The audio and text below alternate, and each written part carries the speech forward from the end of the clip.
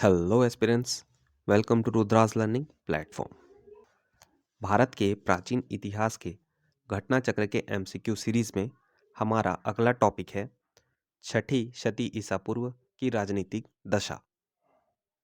चलिए क्वेश्चंस को शुरू करते हैं। पहला क्वेश्चन है, भारत के प्राचीनतम सिक्के। ऑप्शन है ए तांबे के थे, बी सोने के थे, सी रांगा के थे या डी चांदी के थे। करेक्ट आंसर हो जाएगा डी चांदी के थे। भारत के जो है प्राचीनतम प्राप्त सिक्के चांदी के थे। भारत के प्राचीनतम प्राप्त सिक्के जिन्हें हम आहत सिक्के या पंचमार्क सिक्के कहते हैं वह चांदी के बने होते थे। इनके ऊपर ठप्पा देकर निशान बनाए जाते थे, इसलिए इन्हें आहत सिक्के या पंचमार्क सिक्के कहा जाता है। अगला प्रश्न है, निम्नलिखित में से कौन सा सही सुमेलित नहीं है। ए अंग चंपा, बी कौशल अहिछत्र, सी वत्स कौशाम्बी, डी मत्स्य विराटनगर। यहाँ पर 16 महाजनपद में से महाजनपदों के नाम दिए गए हैं और उनकी राजधानी बताई गई है। इनमें से कौन सा सुमेलित नहीं है आपको बताना है। करेक्ट आंसर हो जाएगा बी कौशल अहिछत्र। कौशल महाजनपद की राजधानी साकेत या श्रावस्ती थी। याद रखिएगा, कौशल महाजनपद की राजधानी साकेत या श्रावस्ती थी। उत्तरी पांचाल की राजधानी अहिछत्र और दक्षिणी पांचाल की राजधानी कांपिल्य थी। बाकी शेष जो है सही सुमेलित है। मतलब अंग की राजधानी क्या थी? चंपा। कौशल की राजधानी अभी हमने पढ़ा साकेत या श्रावस्ती थी। वत्स की राजधानी कौशाम्बी और मत्स्य की राजधानी विराटनगर। ठीक है। अगला प्रश्न है, सूची 1 में राजाओं के नाम दिए गए हैं, सूची 2 में राज्य बताए गए हैं। आपको सूची 1 से सूची 2 का मिलान कर सही उत्तर का चयन करना है।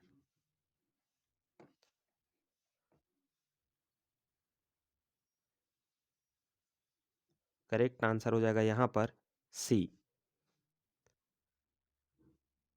देखिए, राजा प्रद्योत जो है वह अवंती राज्य का राजा हुआ करता था। उदयन जो है वत्स राज्य से संबंधित है। प्रसेनजीत कौशल राज्य का राजा था और अजातशत्रु वह मगध राज्य का राजा हुआ करता था। याद रखिएगा, प्रद्योत जो है अवंती का, उदयन वत्स का, प्रसेनजीत कौशल का और अजातशत्रु मगध का राजा हुआ करता था। अगला प्रश्न है, चंड प्रद्योत किस प्राचीन गणराज्य के राजा थे। ए काशी, बी अंग, सी अवंती, डी वज्जी। अभी हमने पढ़ा कि प्रद्योत या चंड प्रद्योत कहा जाए वह अवंती के राजा हुआ करते थे। तो करेक्ट आंसर हो जाएगा सी। चंड प्रद्योत अवंती का शासक था। बुद्ध काल में अवंती की राजधानी क्या थी? उज्जैन। यह भी याद रखिएगा कि बुद्ध काल में जो है अवंती की राजधानी क्या हुआ करती थी? उज्जैन। बिंबिसार के समय में मगध के साथ चंड प्रद्योत का संबंध मैत्रीपूर्ण था। एक बार प्रद्योत के पांडु रोग से ग्रसित होने पर बिंबिसार ने अपने राजवैद्य जीवक को उसके उपचार के लिए भेजा था। यह भी याद रखिएगा, जो जीवक जो है वह राजवैद्य था। किसका? बिंबिसार का। ठीक है। अगला प्रश्न है, अभिलेखीय साक्ष्य से प्रकट होता है कि नंद राजा के आदेश से एक नहर खोदी गई थी। ऑप्शंस है ए अंग में, बी बंग में, सी कलिंग में, डी मगध में। करेक्ट आंसर हो जाएगा सी कलिंग में। खारवेल के हाथी गुम्फा अभिलेख से नंद राजा महापद्मनंद की कलिंग विजय सूचित होती है। इसके अनुसार नंद राजा जिनसेन की एक प्रतिमा उठा ले गया था तथा उसने कलिंग में एक नहर का निर्माण करवाया था। यह जो खारवेल था वह कलिंग नरेश मतलब कलिंग का राजा था। कलिंग नरेश खारवेल के हाथी गुम्फा अभिलेख से हमें नंद राजा महापद्मनंद की कलिंग विजय सूचित होती है। इसके अनुसार नंद राजा जिनसेन की एक प्रतिमा उठा ले गया तथा उसने कलिंग में एक नहर का निर्माण करवाया था। याद रखिएगा, ये सभी जानकारी कहाँ से मिलती है? कलिंग नरेश खारवेल के हाथी गुम्फा अभिलेख से। अगला प्रश्न है, उज्जैन का प्राचीनतम नाम क्या था? ए तक्षशिला, बी इंद्रप्रस्थ, सी अवंतिका, डी इनमें से कोई नहीं। करेक्ट आंसर होगा सी अवंतिका। देखिए, उज्जैन जो है वह अवंती राज्य की राजधानी हुआ करती थी और इसी उज्जैन को ही अवंतिका के नाम से जाना जाता था। मध्य प्रदेश के मालवा संभाग में स्थित उज्जैन को भारत के प्राचीन ऐतिहासिक नगरों में गिना जाता है। यह 16 महाजनपदों में से एक, अवंती की 2 राजधानियों में से एक था। उत्तरी अवंती की राजधानी थी उज्जैन, वहीं दक्षिणी अवंती की राजधानी थी महिष्मती। अवंती को अवंतिका भी कहा जाता था। ठीक है, याद रखिएगा। अगला प्रश्न है, निम्नलिखित मानचित्र में प्राचीन भारत में पाए जाने वाले 16 महाजनपदों में से 4 दर्शाए गए हैं। ठीक है, तो आपको बताना है कि ये कौन कौन से महाजनपद थे। ठीक है, यह देख लीजिए मैप में ABCD बताया गया है। आपको बताना है कि इनमें से कौन सा ऑप्शन सही सुमेलित है।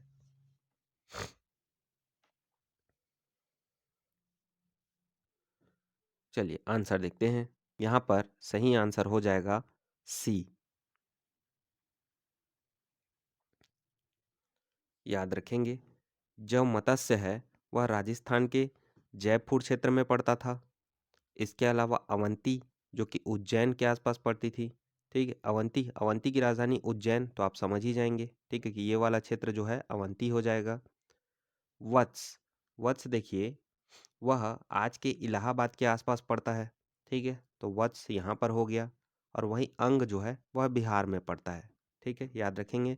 मत्स्य जयपुर राजस्थान, अवंती उज्जैन, ये वाला एरिया हो गया। इसके अलावा वत्स, वत्स जो है वह इलाहाबाद के आसपास हो गया और अंग जो है बिहार के आसपास पड़ता है। ठीक है, इसलिए यहाँ पर करेक्ट आंसर हो जाएगा सी। यह देखिए, प्रश्नगत मानचित्र में ABCD से क्रमशः मत्स्य, अवंती, वत्स तथा अंग महाजनपद दर्शाए गए हैं। मत्स्य महाजनपद राजस्थान प्रांत के जयपुर क्षेत्र में बसा था। इसकी राजधानी क्या थी? विराटनगर। याद रखिएगा, जो मत्स्य महाजनपद था उसकी राजधानी थी विराटनगर। पश्चिमी तथा मध्य मालवा के क्षेत्र में अवंती महाजनपद बसा हुआ था। इसके 2 भाग थे, उत्तरी अवंती और दक्षिणी अवंती। उत्तरी अवंती की राजधानी थी उज्जैनी, दक्षिणी अवंती की राजधानी थी महिष्मती। आधुनिक इलाहाबाद तथा बांदा जिले प्राचीन काल में वत्स महाजनपद का निर्माण करते थे। कौशाम्बी इसकी राजधानी थी। याद रखिएगा, वत्स महाजनपद की राजधानी क्या थी? कौशाम्बी। उत्तरी बिहार के वर्तमान भागलपुर तथा मुंगेर जिले के अंग महाजनपद के अंतर्गत थी चंपा और इसकी मतलब जो अंग महाजनपद था उसकी राजधानी क्या थी? तो चंपा। और यह कहाँ पर पड़ता था? तो उत्तरी बिहार के वर्तमान भागलपुर और मुंगेर जिले में। ठीक है, अगला प्रश्न देखते हैं। प्राचीन नगर जो महाभारत और महाभाष्य दोनों में उल्लेखित है उसका नाम क्या है? A Madhyamika Nagari, B Karkot, C Viratnagar Bairat, D रैड। करेक्ट आंसर हो जाएगा कुछ भी नहीं। ठीक है, मतलब राजस्थान के जो आयोग थे था है मतलब उसके द्वारा इस क्वेश्चन को विलोपित किया गया था। मध्यमिका नगरी राजस्थान भारत में चित्तौड़ के निकट एक प्राचीन नगरी है। इस नगरी का उल्लेख महाभारत और महाभाष्य दोनों में है। विराटनगर बैराट राजस्थान के जयपुर में स्थित है। महाभारत काल में पांडवों ने अपना अज्ञातवास यहाँ व्यतीत किया था। इसका भी उल्लेख महाभारत और महाभाष्य दोनों में मिलता है। तो याद रखिएगा, मध्यमिका और विराटनगर दोनों का ही उल्लेख जो है वह महाभारत और महाभाष्य में मिलता है। अगला प्रश्न है, पाटलिपुत्र के संस्थापक थे? ए उदयन, बी बिंबिसार, सी अशोक, डी महापद्मनन। करेक्ट आंसर हो जाएगा ए उदयन।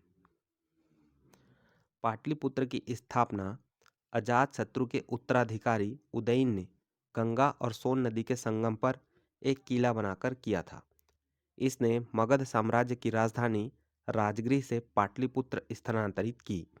यह नगर शिशुनाग वंश, नंदवंश और मौर्य वंश की भी राजधानी रही। देखिए, मगध की राजधानी पहले क्या हुआ करती थी? राजगृह। फिर उदयन आया, वह पाटलिपुत्र का स्थापना किया और राजधानी को कहाँ पर लेकर चला गया? पाटलिपुत्र में। ठीक है। अगला प्रश्न है, मगध साम्राज्य की राजधानी पाटलिपुत्र के बारे में निम्नलिखित में से कौन सा कथन सत्य है? ए, पाटलिपुत्र पूरब में गंगा नदी से एवं उत्तर में चंपा नदी से घिरा हुआ है। बी, पाटलिपुत्र उत्तर में गंगा और पश्चिम में सोन नदी से घिरा हुआ है। सी, पाटलिपुत्र दक्षिण में विंध्य पर्वत एवं पूरब में गंगा नदी से घिरा हुआ है। डी, पाटलिपुत्र दक्षिण में विंध्य पर्वत एवं पश्चिम में चंपा नदी से घिरा हुआ है। आपको बताना है, कुल मिला के आप ये बता दीजिए कि पाटलिपुत्र के आसपास कौन कौन सी नदी ये सब है। अगर ये पता हो तो यह इस प्रश्न का उत्तर मिल जाएगा। करेक्ट आंसर हो जाएगा यहाँ पर बी, पाटलिपुत्र मतलब वर्तमान का पटना। ठीक है। तो यह जो है उत्तर में गंगा और पश्चिम में सोन नदी से घिरा हुआ था, याद रखिएगा। प्राचीन पाटलिपुत्र मतलब आधुनिक पटना उत्तर में गंगा तथा पश्चिम में सोन नदी से घिरा हुआ था। अगला प्रश्न है, पाटलिपुत्र को किस शासक ने सर्वप्रथम अपनी राजधानी बनाया था? ए, चंद्रगुप्त मौर्य। बी, अशोक महान। सी, चंद्रगुप्त विक्रमादित्य। डी, कनिष्क। कंफ्यूज मत होना। देखो, हमने पहले पढ़ा कि पाटलिपुत्र की स्थापना किसने की थी? उदयन ने। और उसको अपनी राजधानी कौन बनाया? उदयन ने। लेकिन यहाँ पर उदयन ऑप्शन में नहीं है, तो इसके बाद जो है वह पाटलिपुत्र को राजधानी किसने बनाया, यह आपको बताना है।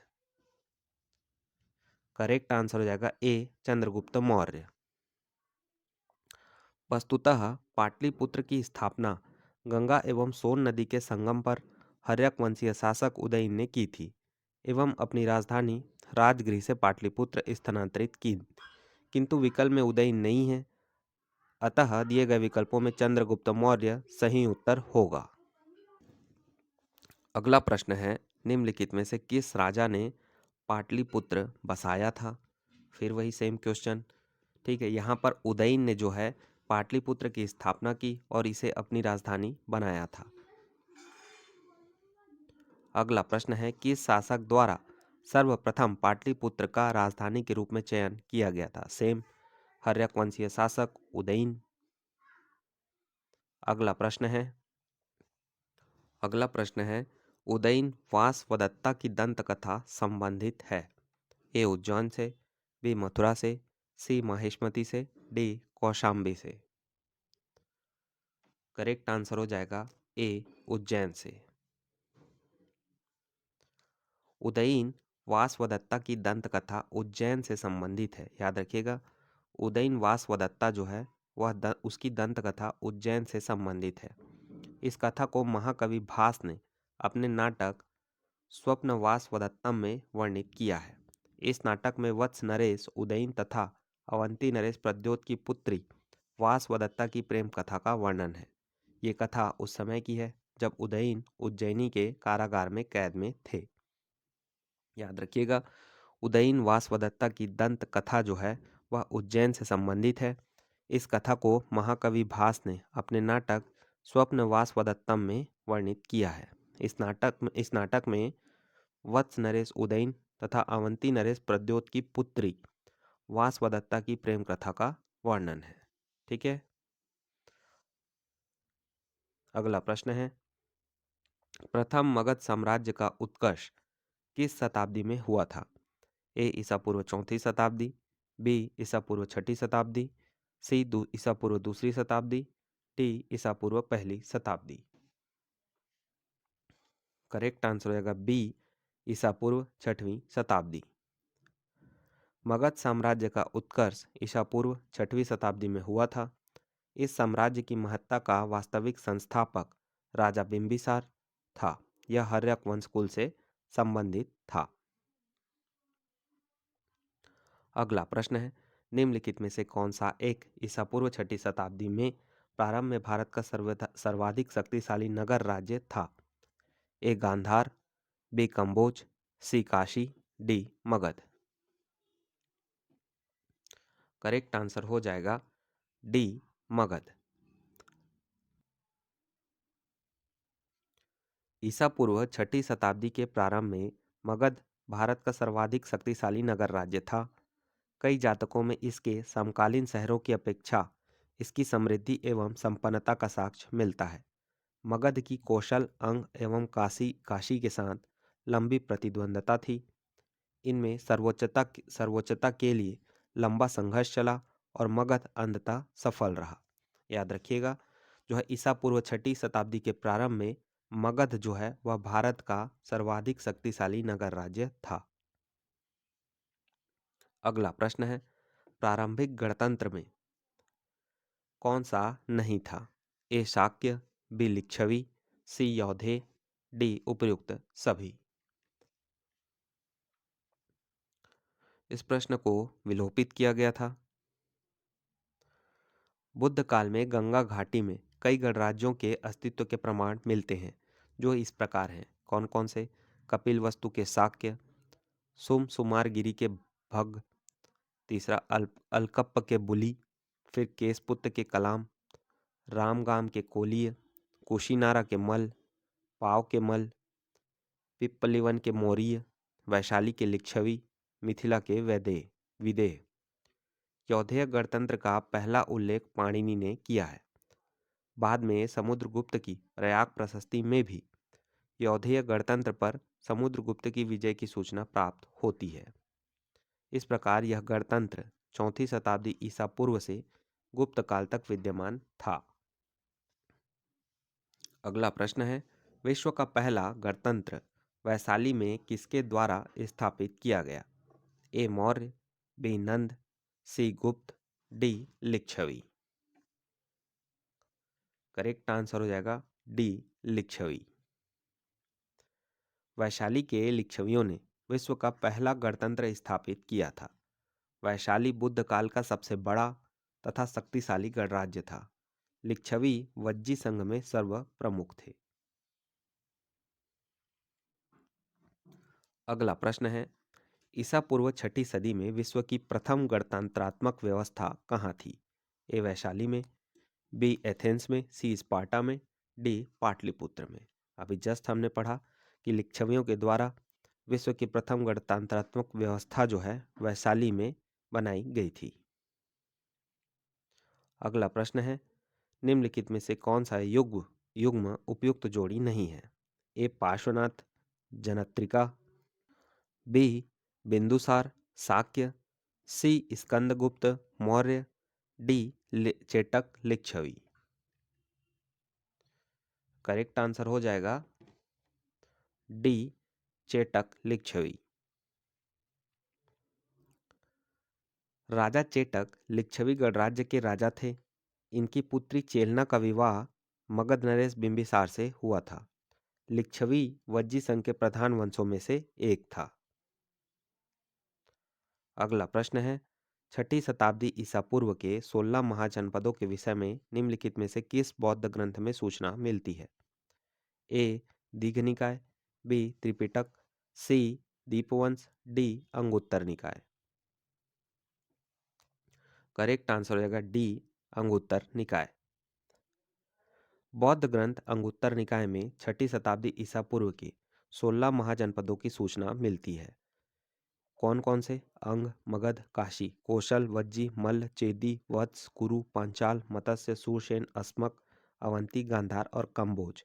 इसके अलावा जैन ग्रंथ भगवती सूत्र में भी 16 महाजनपदों की सूचना मिलती है। ये दो जो सोर्स है वो हमेशा याद रखना कि 16 महाजनपदों की जानकारी हमें बौद्ध ग्रंथ अंगुत्तर निकाय और जैन ग्रंथ भगवती सूत्र से मिलती है। ठीक है, फिर से बोलता हूँ, 16 महाजनपदों की जानकारी हमें बौद्ध ग्रंथ अंगुत्तर निकाय और जैन ग्रंथ भगवती सूत्र से मिलती है। अगला प्रश्न है, 16 महाजनपदों की सूची उपलब्ध है। अभी हमने पढ़ा बौद्ध ग्रंथ अंगुत्तर निकाय और जैन ग्रंथ भगवती सूत्र से हमें 16 महाजनपदों की सूची मिलती है। तो करेक्ट आंसर क्या हो जाएगा? बी अंगुत्तर निकाय। अगला प्रश्न है, निम्न में से कौन एक बौद्ध ग्रंथ 16 महाजनपदों का उल्लेख करता है? सेम वही, ए अंगुत्तर निकाय। देखिए यहीं से समझ लो कि यह क्वेश्चन कितना इम्पोर्टेंट है, बार बार एग्जाम में पूछा गया है। चलिए अगला प्रश्न देखते हैं। महाजनपद युग के 16 महाजनपदों के नाम बौद्ध साहित्य में प्रायः उल्लेखित मिलते हैं। निम्नलिखित में से किस जनपदों के नाम पाणिनि के अष्टाध्यायी में भी में उल्लेखित है? आपको बताना है कौन कौन से जनपद है जिनका नाम पाणिनि की अष्टाध्यायी में उल्लेखित है। ए मगध, बी अश्मक, सी कंबोज, डी चेदी, ई वत्स।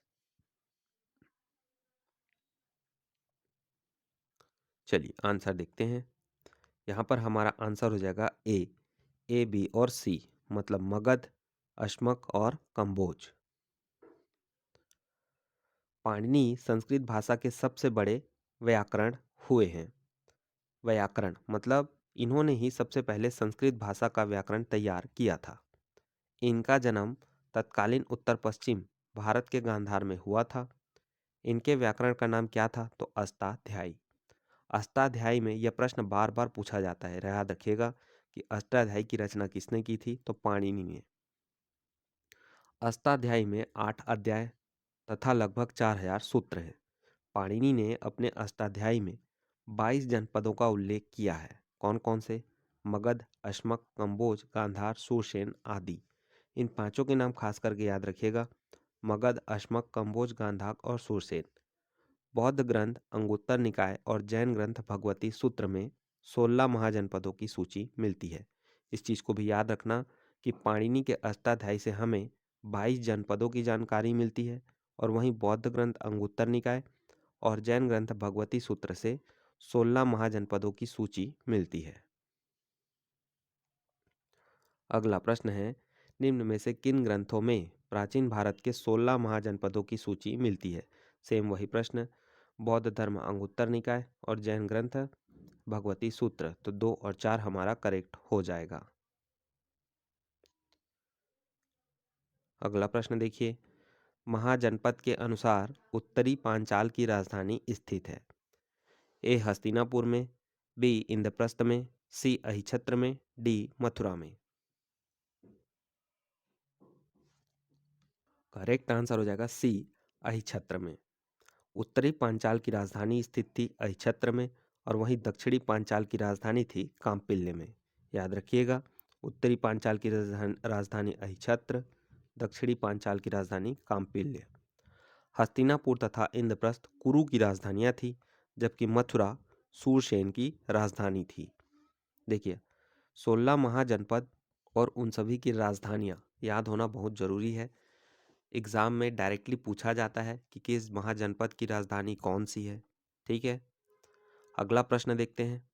16 महाजनपदों के युग में मथुरा इनमें से किसकी राजधानी थी? A Vajji, B Vatsa, C Kashi, D Surya Sen.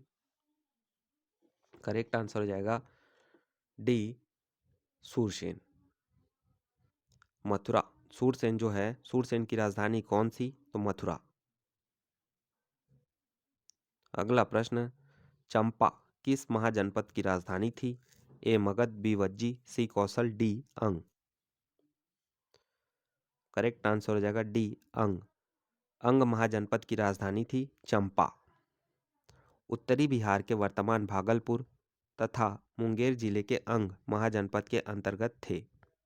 इसकी राजधानी क्या थी? चंपा।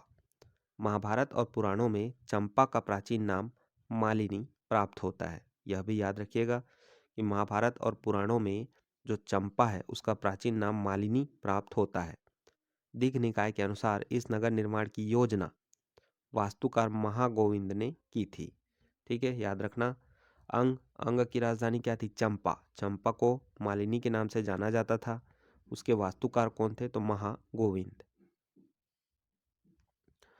अगला प्रश्न है, 6वीं शताब्दी ईसा पूर्व में सुक्तिमती राजधानी थी।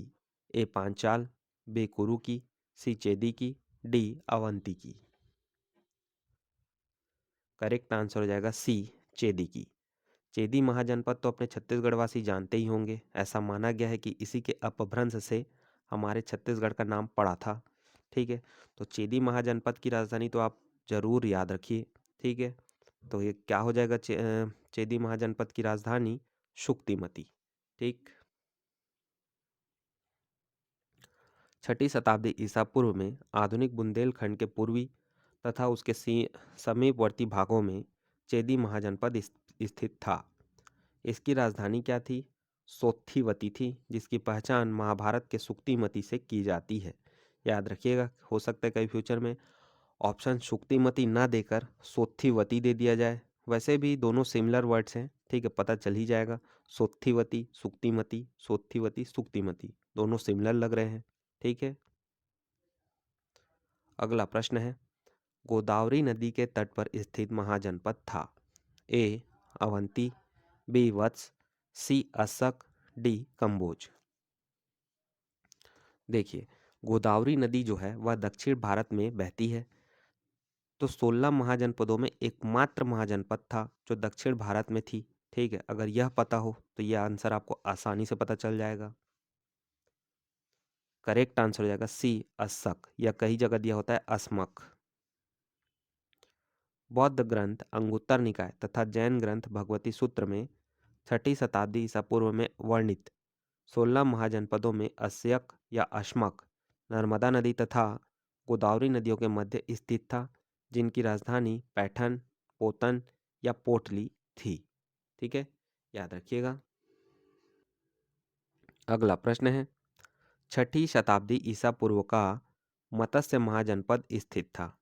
ए पश्चिमी उत्तर प्रदेश में, बी राजस्थान में, सी बुंदेलखंड में, डी रुहेलखंड में। पूछा गया है छठी शताब्दी ईसा पूर्व का मत्स्य महाजनपद स्थित था। आंसर हो जाएगा राजस्थान में। राजधानी क्या थी? विराटनगर। छठी शताब्दी ईसा पूर्व का मत्स्य महाजनपद राजस्थान के जयपुर क्षेत्र में स्थित था। इसकी राजधानी विराटनगर थी। अगला प्रश्न है, मगध की राजधानी कौन सी थी? ए प्रतिष्ठान, बी वैशाली, सी गिरिब्रज या राजगिरी, डी चंपा। करेक्ट आंसर हो जाएगा सी गिरिब्रज या राजगिरी। मगध की राजधानी जो है शुरुआत से गिरिब्रज या राजगिरी थी, बाद में उदयन आया और राजधानी को पाटलिपुत्र लेकर गया, ठीक है। पुराणों के अनुसार मगध पर शासन करने वाला पहला राजवंश बृहदत्त वंश था। इस वंश के पहले राजा बृहदत्त का पुत्र जरासंध था, जिसने गिरिब्रज राजगिरी को अपनी राजधानी बनाया। बौद्ध ग्रंथों के अनुसार मगध का प्रथम प्रतापी शासक बिंबिसार था। यह हर्यक वंश से संबंधित था। इसकी मृत्यु 492 ईसा पूर्व में हुई। इसके पश्चात अजातशत्रु मगध का शासक हुआ। अजातशत्रु का पुत्र उदयन ने अपनी राजधानी राजगृह से पाटलिपुत्र स्थानांतरित की, ठीक है, याद रखिएगा। अगला प्रश्न देखते हैं, मगध की प्रारंभिक राजधानी कौन सी थी? अभी हमने पढ़ा मगध की प्रारंभिक राजधानी थी राजगिरी या गिरिब्रज। बाद में जो है हर्यक वंशीय शासक उदयन राजधानी को राजगृह से पाटलिपुत्र लेकर गया। अगला प्रश्न है, प्राचीन महाजनपद मगध की प्रथम राजधानी कौन सी थी? सेम ए आंसर हो जाएगा ए, सॉरी ए नहीं होगा, पाटलिपुत्र तो बाद में गया है ना। यहाँ पर पूछा गया प्रथम राजधानी, तो प्रथम राजधानी क्या था? राजगृह या गिरिब्रज, ठीक है। बाद में उदयन पाटलिपुत्र लेकर गया। अगला प्रश्न है, निम्नलिखित में से कौन एक मगध साम्राज्य की राजधानी नहीं रही है, आपको पूछा है, ठीक है। तो दो तो आपको पता चल ही गया, गिरिब्रज या राजगिरी, तो यहाँ पर और बाद में गया पाटलिपुत्र, ठीक है। तो आंसर मिल ही गया होगा, गिरिब्रज या राजगिरी सेम ही है। फिर ये बाद में उदयन ले गया पाटलिपुत्र, तो हमारा जो है डी ऑप्शन में नहीं होगा, ठीक है। और पूछा यही गया है कि कौन राजधानी नहीं रही, ठीक है। तो करेक्ट आंसर रहेगा डी कौशाम्बी। देख लो, इसी प्रश्न से देखिए छत्तीसगढ़ पीसीएस में पूछा गया क्वेश्चन है, ठीक है। अब यहीं से समझ लीजिए कि जो घटना चक्र के क्वेश्चंस हैं वह कितने इंपॉर्टेंट होते हैं सीजीपीएससी के एग्जाम्स के लिए, खास करके लिए प्रीलिम्स के लिए, ठीक है। कई बार डायरेक्टली जो है या इनडायरेक्टली सीधे क्वेश्चन में पूछे जाते हैं। यहाँ पर इस क्वेश्चन को देखिए, हमने पहले के क्वेश्चन में पढ़ा कि मगध की राजधानी कौन कौन सी थी, बाद में राजधानी स्थानांतरित कौन की। अब यही जो है हमारा सीजीपीएससी घुमा कर पूछ दिया कि मगध साम्राज्य की राजधानी कौन सी नहीं रही है, ठीक है। बस ऐसे ही सीजीपीएससी में क्वेश्चन पूछा जाता है। ठीक है, तो इसके लिए आपको सारे एमसीक्यूज हो गए, क्वेश्चंस है, अच्छे से अटेम्प्ट करने चाहिए। ओके, चलते हैं अगले क्वेश्चन पर।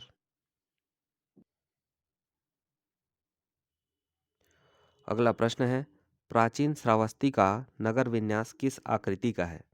ए वृत्ताकार, बी अर्धचंद्राकार, सी त्रिभुजाकार, डी आयताकार। आपको बताना है जो श्रावस्ती नगर थी उसकी आकृति कैसी थी। करेक्ट आंसर हो जाएगा बी अर्धचंद्राकार। प्राचीन श्रावस्ती की पहचान अलेक्जेंडर कनिंघम ने 1861 में उत्तर प्रदेश के गोंडा के निकट सहेत महेत, जिसको हम वर्तमान में श्रावस्ती के नाम से जानते हैं, से की थी। याद रखिएगा, यह जो सहेत महेत है इसे श्रावस्ती के नाम से भी जाना जाता है। उत्खननों के आधार पर ज्ञात हुआ है कि प्राचीन श्रावस्ती का नगर विन्यास अर्धचंद्राकार था। ठीक है, के अलावा जो सहेत महेत या श्रावस्ती है वह उत्तर प्रदेश में स्थित है। अगला प्रश्न है, मगध के किस प्रारंभिक शासक ने राज्यारोहण के लिए अपने पिता की हत्या की एवं स्वयं इसी कारणवश अपने पुत्र द्वारा मारा गया? ऑप्शन है A Bimbisara, B Ajatashatru, C Udayan, D Nagadashak. Correct answer हो जाएगा बी अजातशत्रु। देखिए, हर्यक वंशीय शासक था बिंबिसार। बिंबिसार के बाद क्या हुआ, उसका उत्तराधिकारी या उसका बेटा था अजातशत्रु, वह अपने पिताजी को मार देता है, ठीक है, गद्दी पर बैठने के लिए। बाद में क्या होता है, अजातशत्रु का बेटा उदयन ये भी अपने पिताजी को मारकर गद्दी पर बैठता है। ठीक है, तो क्वेश्चन में यही पूछा गया था, किसने अपने पिताजी को मारा और अपने पुत्र के द्वारा भी मार दिया गया। तो करेक्ट आंसर होगा बी अजातशत्रु। अगला प्रश्न देखते हैं, अजातशत्रु के वंश का नाम क्या था? अभी हमने वही बात किया कि अजातशत्रु जो है हर्यक वंशीय शासक था, तो करेक्ट आंसर हो जाएगा बी। अगला प्रश्न है, राजकुमार जो अपने पिता की मृत्यु के लिए उत्तरदायी था। देखिए, तो यहाँ पर ऑप्शन में अजातशत्रु और उदयन दोनों ही दिया गया है, क्योंकि उदयन भी अपने पिता अजातशत्रु को मारा था और अजातशत्रु भी अपने पिता बिंबिसार को मारा था। लेकिन यहाँ ना जो है ज़्यादा बदनाम जो है वह अजातशत्रु था। ठीक है, तो अगर दोनों ऑप्शन में दिया हो तो आपको प्रायोरिटी में क्या लेना है, अजातशत्रु। ठीक है, और वैसे भी यहाँ पर नाम में थोड़ा गलती भी है, उदयन नहीं था, इसका नाम था उदयीन। ठीक है, यह भी देखिएगा, इसलिए शायद इस क्वेश्चन को प्रायोरिटी अजातशत्रु को दिया गया है, क्योंकि ये उदयन न होकर उदयीन होता है। ओके, अगला प्रश्न है, किसने मगध साम्राज्य में वज्जीगढ़ संघ को हराकर आत्मसात किया? A Chandragupta Maurya, B Ashoka, C Mahapadmanand, D Ajatashatru. Correct answer हो जाएगा डी अजातशत्रु। वैशाली वज्जी संघ का प्रमुख गणराज्य था। यहाँ के शासक लिच्छवी थे। बिंबिसार के समय से ही मगध एवं वज्जी संघ में मनमुटाव था, जो अजातशत्रु के समय संघर्ष में बदल गया। निर्यावली सूत्र से ज्ञात होता है कि उस समय लिच्छवीगढ़ का प्रधान कौन था? चेटक। उसने 9 लिच्छवियों, 9 मल्लों, 18 गणराज्यों को एकत्र करके मगध नरेश के विरुद्ध एक सम्मिलित मोर्चा तैयार किया। भगवती सूत्र से ज्ञात होता है कि अजातशत्रु इन सब का विजेता था। अजातशत्रु ने कूटनीति से काम लिया। पाटलिपुत्र में उसने सुदृढ़ दुर्ग का निर्माण करवाया। तत्पश्चात उसने अपने मंत्री व सकार को भेजकर वज्जी संघ में फूट डलवा दी। फलस्वरूप वे परस्पर लड़ने लगे और उनका संगठन कमजोर हो गया। अंततोगत्वा अजातशत्रु ने आक्रमण करके लिच्छवियों को पराजित किया और उनका भूभाग मगध साम्राज्य में मिला लिया। अगला प्रश्न देखते हैं, मालवा क्षेत्र पर मगध की सत्ता का विस्तार निम्न में से किसके शासनकाल में हुआ था? A Bimbisara, B Ajatashatru, C Udayabhadra, D Shishunaga. Correct answer हो जाएगा डी शिशुनाग के। पुराणों के अनुसार मगध नरेश शिशुनाग ने अवंती या मालवा को जीतकर मगध साम्राज्य में मिला लिया था। याद रखिएगा, पुराणों के अनुसार मगध नरेश जो शिशुनाग था उसने अवंती या मालवा को जीतकर मगध साम्राज्य में मिला लिया था। इस प्रश्न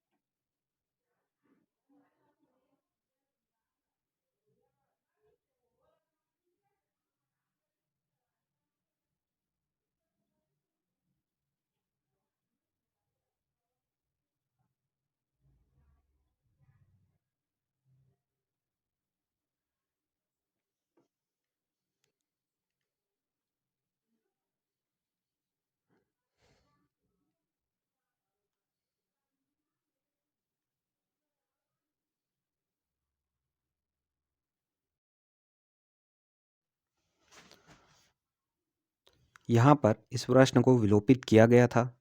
आंसर दिया था लेकिन आयोग ने शिशुनाग। याद रखिएगा, वाराणसी को निम्नलिखित में से किसने अपनी द्वितीय राजधानी बनाया था? इसका कोई स्पष्ट प्रमाण नहीं मिलता है, लेकिन यूपी के द्वारा इसका आंसर डी शिशुनाग लिया गया था। 6ठी शताब्दी ईसा पूर्व में वाराणसी काशी महाजनपद की राजधानी थी, जिसे हर्यक वंश के शासक बिंबिसार ने कौशल नरेश प्रसेनजीत की बहन महाकोशला के साथ विवाह करके दहेज के रूप में प्राप्त किया था। इसी प्रकार अजातशत्रु के समय प्रसेनजीत ने अपनी पुत्री वजीरा का विवाह अजातशत्रु से करके काशी के ऊपर उसका अधिकार स्वीकार कर लिया था। कालांतर में शिशुनाग ने जब गिरिब्रज को अपनी राजधानी बनाई और शिशुनाग ने ही अपनी दूसरी राजधानी वैशाली को बनाई थी, तो उसने अपने पत्र को वाराणसी का उपराजा नियुक्त किया था। अपने पुत्र को वाराणसी का उपराजा नियुक्त किया था। अतः दिए गए विकल्पों में यह स्पष्ट नहीं है कि वाराणसी को अपनी दूसरी राजधानी किसने बनाया था। ओके, अगला प्रश्न देखते हैं। नंद वंश के पश्चात मगध पर किस राजवंश ने शासन किया? ए मौर्य, बी शुंग, सी गुप्त, डी कुषाण। करेक्ट आंसर हो जाएगा ए मौर्य। देखिए, अंतिम नंद शासक घनानंद था, उसको हराकर ही चंद्रगुप्त मौर्य ने मौर्य वंश की स्थापना की थी। याद रखिएगा, मगध के नंद वंश की स्थापना शिशुनाग वंश का अंत करके की गई थी। नंद वंश में कुल 9 राजा हुए। नंद वंश के अंतिम काल में जनता से बलपूर्वक धन वसूलने तथा छोटी छोटी वस्तुओं पर भारी कर लगाने के कारण जनता शासकों के विरुद्ध हो गई और चारों ओर घृणा एवं असंतोष का वातावरण व्याप्त हो गया। इसी का लाभ उठाकर चंद्रगुप्त मौर्य ने चाणक्य के सहयोग से घनानंद की हत्या कर नंद वंश का अंत कर दिया। इस प्रकार नंद वंश के तत्काल पश्चात मगध पर मौर्य वंश का शासन स्थापित हुआ। उसके उपरांत शुंग, कण्व, गुप्त आदि ने शासन किया। ठीक है, अगला प्रश्न देखते हैं। राजा नंद का उल्लेख करने वाले अभिलेखीय प्रमाण है? ए खारवेल का हाथी गुम्फा अभिलेख, बी रुमिनदेई स्तंभ अभिलेख, सी रुद्रदामन का जूनागढ़ अभिलेख, डी धनदेव का अयोध्या अभिलेख। करेक्ट आंसर हो जाएगा ए खारवेल का हाथी गुम्फा अभिलेख। और यह जो खारवेल था वह कलिंग का नरेश हुआ करता था। याद रखिएगा, कलिंग नरेश खारवेल के हाथी गुम्फा अभिलेख से राजा नंद के बारे में जानकारी मिलती है। कलिंग के चेदी वंश का सबसे प्रतापी शासक खारवेल था। इसके विषय में जानकारी का प्रमुख स्रोत इसकी हाथी गुम्फा अभिलेख में है। नंद वंशीय शासक महापद्मनंद द्वारा कलिंग में नहर खुदवाए जाने का उल्लेख इस अभिलेख में किया गया है, अर्थात यह नहरों की जानकारी देने वाला प्रथम अभिलेखीय साक्ष्य है। तो इस पॉइंट को भी याद रखिएगा कि नहर की जानकारी देने वाला प्रथम अभिलेखीय साक्ष्य कौन सा है, तो वह है कलिंग नरेश खारवेल का हाथी गुम्फा अभिलेख। ओके, चलिए अगले प्रश्न पर चलते हैं। निम्नलिखित मगध राजवंशों को काल क्रमानुसार व्यवस्थित कीजिए। पहला नंद वंश, दूसरा शुंग वंश, तीसरा मौर्य वंश, चौथा हर्यक वंश। करेक्ट आंसर हो जाएगा बी। देखिए, पहले जो है हर्यक वंश आया, फिर आया नंद वंश, फिर मौर्य वंश, फिर शुंग वंश। तो इनका सीक्वेंस आपको याद रखना है। पहले हर्यक वंश आया, फिर नंद वंश, फिर मौर्य वंश, फिर शुंग वंश। अगला प्रश्न है, गौतम बुद्ध के समय समय का प्रसिद्ध वैद्य जीवक जिसके दरबार से संबंधित था। A Bimbisara, B Chandpradyot, C Prasenjit, D Udayan. जो यह जीवक था वैद्य, वह किसके दरबार में रहता था, यह आपको बताना है। करेक्ट आंसर हो जाएगा ए बिंबिसार। गौतम बुद्ध के समय का प्रसिद्ध वैद्य जीवक बिंबिसार के दरबार से संबंधित था। बिंबिसार ने अपने राजवैद्य जीवक को अवंती नरेश चंडप्रद्योत के राज्य में चिकित्सा सेवा के लिए भेजा था। याद रखिएगा, बिंबिसार जो है अपने राजवैद्य जीवक को अंतिम नरेश अवंती नरेश, अवंती का जो नरेश था चंडप्रद्योत, उसके इलाज के लिए भेजा था। अगला प्रश्न देखते हैं। निम्नलिखित कथन ए और बी को पढ़ें और दोनों कथनों के आधार पर सही उत्तर को चुनें। कथन ए है, विश्व के सभी भागों में ईस्वी पूर्व 6वीं शताब्दी एक महान धार्मिक उथल पुथल का काल था। कथन बी है, वैदिक धर्म बहुत जटिल हो चुका था। इन दोनों कथनों के आधार पर आपको सही उत्तर बताना है। आंसर हो जाएगा बी, दोनों कथन ही हमारे सही हैं। ईसा पूर्व 6ठी शताब्दी में उत्तर भारत में मध्य गंगा घाटी क्षेत्र में अनेक धार्मिक संप्रदायों का उदय हुआ। अनेक मत तथा दर्शनों के प्रादुर्भाव ने बौद्धिक आंदोलन का रूप ग्रहण किया। विभिन्न मतों को मानने वाले सन्यासी परिव्राजक घूम घूमकर अपने जीवन दर्शन का जन समुदाय में प्रचार तथा एक दूसरे के दर्शन का खंडन भी करते थे। समझ लो, कंपटीशन चलता था उनका। यह भी महत्वपूर्ण है कि इस प्रकार के बौद्धिक आंदोलनों के प्रमाण अन्य देशों में भी मिलते हैं। चीन, ईरान, यूनान में पुरातन मान्यताओं को चुनौती देने वाले क्रमशः कन्फ्यूशियस, जरथुस्ट तथा पाइथागोरस थे। वैदिक धर्म बहुत जटिल हो चुका था। मंत्रों की शुद्धता और यज्ञों पर बहुत ज़्यादा जोर था, जिससे पुरोहितों का महत्व अत्यधिक बढ़ गया। यज्ञों में बहुत धन व्यय होने लगा और पशु बलि को भी बढ़ावा मिला। अगला प्रश्न है, काल्पी नगर किस नदी घाटी के तट पर स्थित है। A Ganga, B Yamuna, C Narmada, D Krishna. Correct answer हो जाएगा बी यमुना। काल्पी नगर जो है वह यमुना नदी के तट पर स्थित है। काल्पी नगर उत्तर प्रदेश के जालौन जिले में स्थित एक नगर है। यह यमुना नदी के तट पर स्थित है। प्राचीन काल में यह कालप्रिया के नाम से विख्यात थी। समय के साथ ही संक्षिप्त होकर कालप्रिया काल्पी हो गया। यह 4वीं सदी में राजा वसुदेव द्वारा बसाया गया था। याद रखिएगा, काल्पी जिसे पहले कालप्रिया के नाम से जाना जाता था, यह यूपी में स्थित है और यह यमुना नदी के तट पर स्थित है। अगला प्रश्न है, दो सूचियां दी गई है। लेफ्ट साइड के सूची 1 में दिया गया है यूपी के प्रधान प्राचीन जनपद। सूची 2 में दिया गया है राजधानी। आपको सूची 1 से सूची 2 का मिलान करके सही उत्तर बताना है।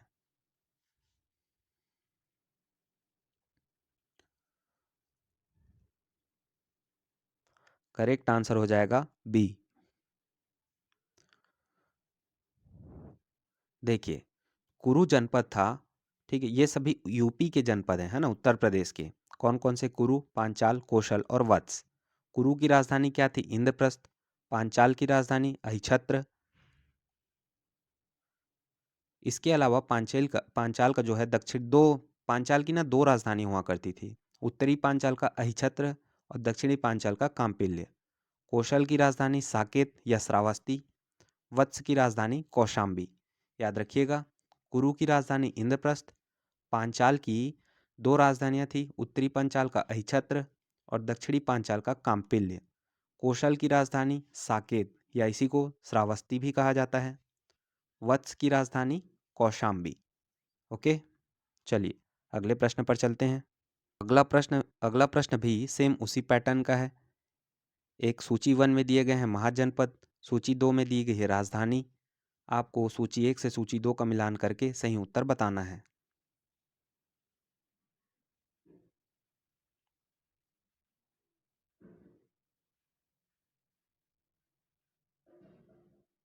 करेक्ट आंसर हो जाएगा यहाँ पर सी। मत्स्य की राजधानी थी विराटनगर, कुरु की राजधानी इंद्रप्रस्थ, सूरसेन की राजधानी मथुरा, अश्मक की राजधानी पोतन। याद रखिएगा, मत्स्य की राजधानी विराटनगर, कुरु की राजधानी इंद्रप्रस्थ, सूरसेन की राजधानी मथुरा, अश्मक की राजधानी पोतन।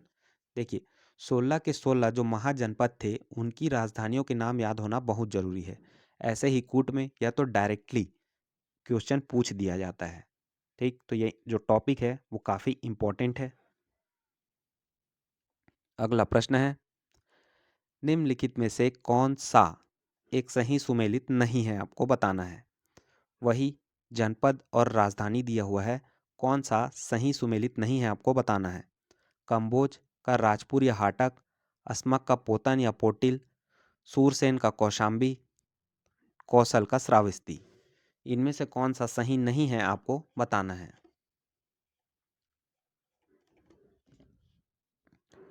करेक्ट आंसर हो जाएगा सी, सूरसेन। क्योंकि सूरसेन की राजधानी क्या थी, मथुरा, और वहीं कौशाम्बी जो है वह वत्स की राजधानी थी। इसके अलावा कंबोज की राजधानी राजपुर या हाटक, अस्मक की राजधानी पोतन या पोटिल, कौशल की राजधानी श्रावस्ती या साकेत। इसके अलावा सूरसेन की राजधानी मथुरा और कौशाम्बी जो है वह वत्स की राजधानी थी। अगला प्रश्न देखते हैं। वर्तमान उत्तर प्रदेश में भारत के प्राचीनतम 16 महाजनपद में कुल कितने महाजनपद स्थित थे। ए 6, बी 7, सी 8, डी 9। करेक्ट आंसर हो जाएगा सी 8।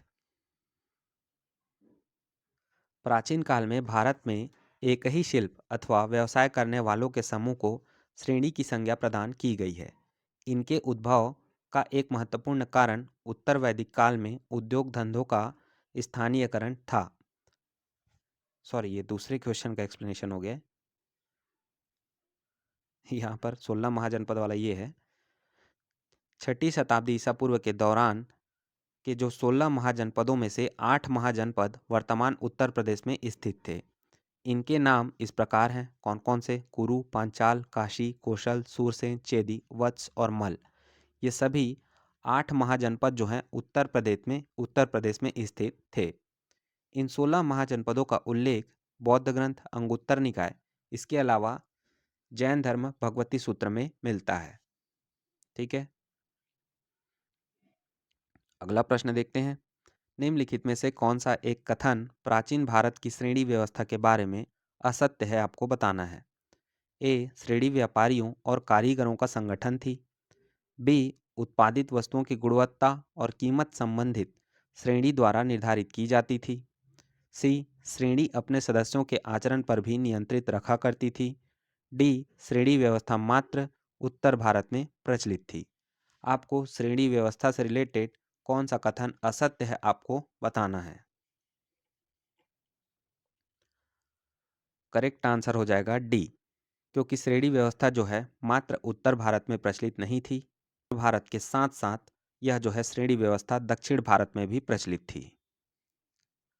प्राचीन काल में भारत एक ही शिल्प अथवा व्यवसाय करने वालों के समूह को श्रेणी की संज्ञा प्रदान की गई है। याद रखिएगा, श्रेणी क्या होता था, तो एक ही शिल्प अथवा व्यवसाय करने वाले लोगों को जो समूह हुआ करता था उन्हें श्रेणी कहा जाता था। इनके उद्भव का एक महत्वपूर्ण कारण उत्तर वैदिक काल में उद्योग धंधों का स्थानीयकरण था। श्रेणियां देश के व्यापार वाणिज्य का संचालन, वस्तुओं की गुणवत्ता व कीमत निर्धारण के साथ साथ अपने सदस्यों के आचरण पर भी नियंत्रण करती थी। उत्तर भारत के साथ साथ दक्षिण भारत में भी श्रेणियों के प्रचलन का उल्लेख मिलता है। याद रखिएगा, बस इतना ही याद रख लो कि श्रेणी श्रेणी उस टाइम किस आधार पर बनाया जाता था, तो शिल्प और व्यवसाय करने वाले लोगों के आधार पर। और यह जो है उत्तर भारत के साथ साथ दक्षिण भारत में भी प्रचलित थी। चलिए, अब हमारा अगला चैप्टर है यूनानी आक्रमण। इससे रिलेटेड एमसीक्यूज को देखते हैं। पहला प्रश्न है, सिकंदर के हमले के समय उत्तर भारत पर निम्नलिखित राजवंशों में से किस एक का शासन था? A Nanda, B Maurya, C Shunga, D Kanva. Correct answer हो जाएगा ए नंद। नंद का अंतिम शासक घनानंद था, जो सिकंदर का समकालीन था। उसे यूनानी लेखकों ने अग्रमीज कहा है। जेनोफोन उसे बहुत धनाढ्य व्यक्ति बताता है। भद्रशाल उसका सेनापति था। याद रखिएगा, नंद वंश का अंतिम शासक कौन था? घनानंद। और यह जो है सिकंदर का समकालीन था। सिकंदर का आक्रमण इसी घनानंद के टाइम पे हुआ था। चलिए अगला प्रश्न देखते हैं। निम्नलिखित में से मगध का कौन सा राजा सिकंदर महान के समकालीन था? सेम वही, नंद शासक घनानंद जो है सिकंदर का समकालीन था, तो आंसर हो जाएगा बी घनानंद। अगला प्रश्न है, निम्नांकित कथनों पर विचार कीजिए। पहला कथन है, लगभग 2 वर्ष के अभियान के पश्चात सिकंदर महान ने 325 ईसा पूर्व में भारत छोड़ दिया। कारण है, वह चंद्रगुप्त मौर्य से पराजित हुआ था। कथन और कारण के आधार पर आपको सही उत्तर का चयन करना है। ये हमारे ऑप्शंस है, ध्यान से पढ़िएगा कथन और कारण, और सही उत्तर बताइए। चलिए आंसर देखते हैं। करेक्ट आंसर हो जाएगा यहाँ पर सी, कि कथन सही है परंतु कारण गलत, क्योंकि सिकंदर कभी भी चंद्रगुप्त मौर्य से नहीं पराजित हुआ था। हखामनी साम्राज्य को ध्वस्त करने के पश्चात 326 ईसा पूर्व के बसंत के अंत में एक विशाल सेना के साथ सिकंदर भारतीय विजय के लिए चला। लगभग 2 वर्ष के अभियान के पश्चात 325 ईसा पूर्व के सितंबर माह में सिकंदर ने पाटल से वापस यूनान को प्रस्थान किया, किंतु वह चंद्रगुप्त मौर्य से पराजित नहीं हुआ था। याद रखिएगा, सिकंदर जो है भारत से कब वापस हुआ था? तो 325 ईसा पूर्व में।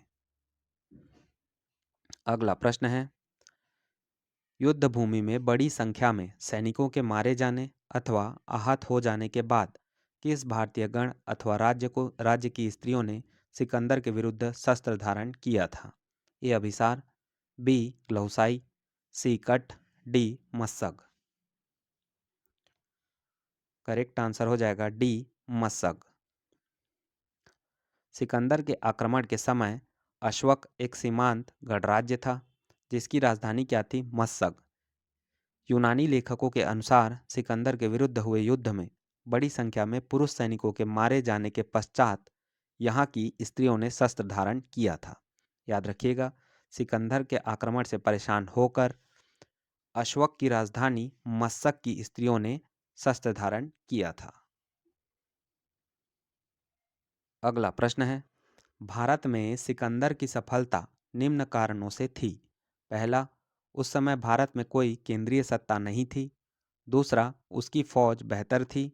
तीसरा, उसे देशद्रोही शासकों से सहायता मिली थी। चौथा, वह एक अच्छा प्रशासक था। याद रखिएगा कि भारत में जो है सिकंदर की सफलता का क्या क्या कारण था, आपको बताना है।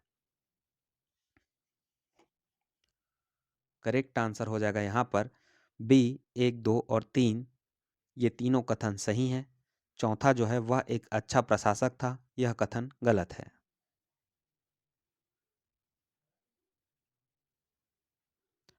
सिकंदर की भारत में सफलता के उपयुक्त कारणों में से प्रथम 3 सत्य थे। डॉक्टर हेमचंद्र राय चौधरी ने उस समय यहाँ 28 स्वतंत्र शक्तियों का उल्लेख किया है। तात्पर्य यह तात्पर्य यह कि उस समय भारत में कोई केंद्रीय सत्ता नहीं थी। उसकी सेना निस्संदेह श्रेष्ठ थी। आम्भी जैसे तमाम देशद्रोही भारतीय शासकों ने उसे सहयोग दिया। तथापि भारत की विजय में उसके अच्छे प्रशासक होने का कोई योगदान नहीं था। ठीक है, याद रखिएगा। अगला प्रश्न है, उस वीर भारतीय राजा का नाम बताइए जिसे सिकंदर ने झेलम के तट पर पराजित किया था। ए आम्भी, बी पुरु या Porus, C Chandragupta Maurya, D Mahapadmananda. Correct answer हो जाएगा बी पुरु या पोरस। सिकंदर ने झेलम नदी के तट पर पोरस या पुरु को पराजित किया, परंतु उसकी वीरता से प्रभावित होकर सिकंदर ने उसे अपना मित्र बना लिया तथा उसे अपना राज्य और कुछ नए इलाके प्रदान किए। याद रखिएगा, सिकंदर ने झेलम नदी के तट पर पोरस या पुरु को पराजित किया, परंतु उसकी वीरता से प्रभावित होकर सिकंदर ने उसे अपना मित्र बना लिया और उसे अपना राज्य और कुछ नए इलाके भी प्रदान किए। अगला प्रश्न है, निम्नलिखित में से कौन सिकंदर के साथ भारत में नहीं आया था?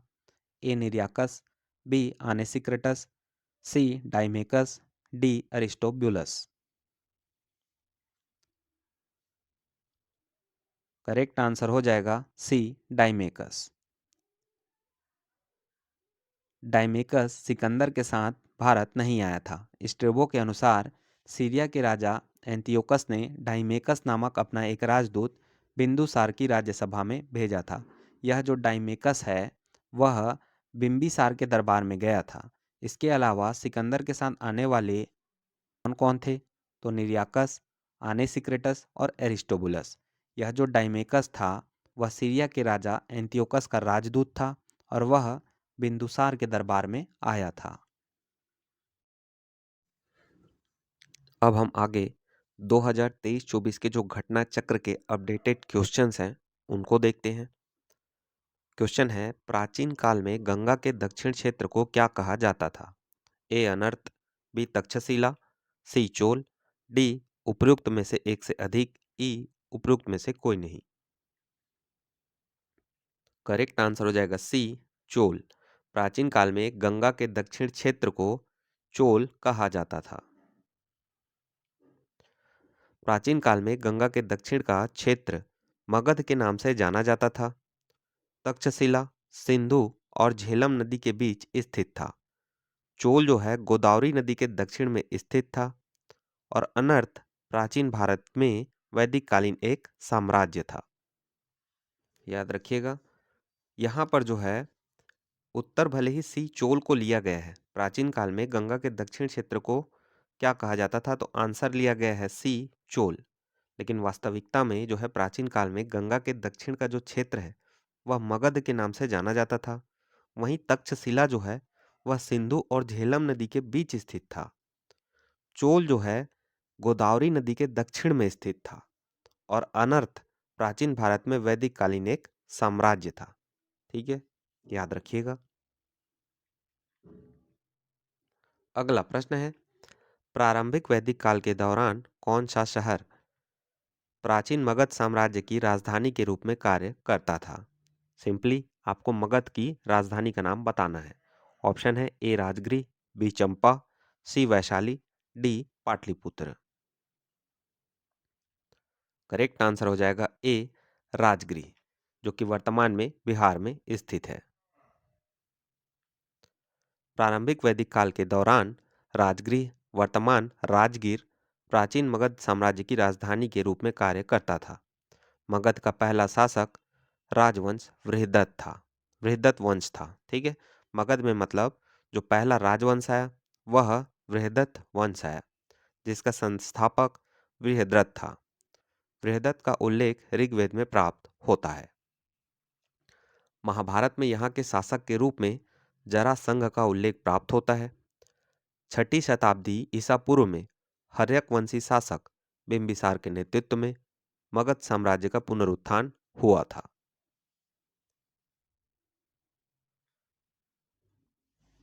चलिए, आज का यह सेशन यहीं पर खत्म होता है। अगले वीडियो में हम मौर्य और मौर्योत्तर काल और गुप्त, मतलब सिंपली मौर्य और गुप्त के बारे में जितने भी एमसीक्यूज हैं उनको देखेंगे। जो भी वीडियो को देखते हैं आप सभी से रिक्वेस्ट है कि जो भी फीडबैक हो, आपको लगता है कि इसमें जो भी सुधार किए जा सकते हैं इसके अलावा आप आपकी और भी क्यूरी या कोई भी और प्रश्न जो आप पूछना चाहते हैं, वह कमेंट में लिख कर आप पूछ सकते हैं।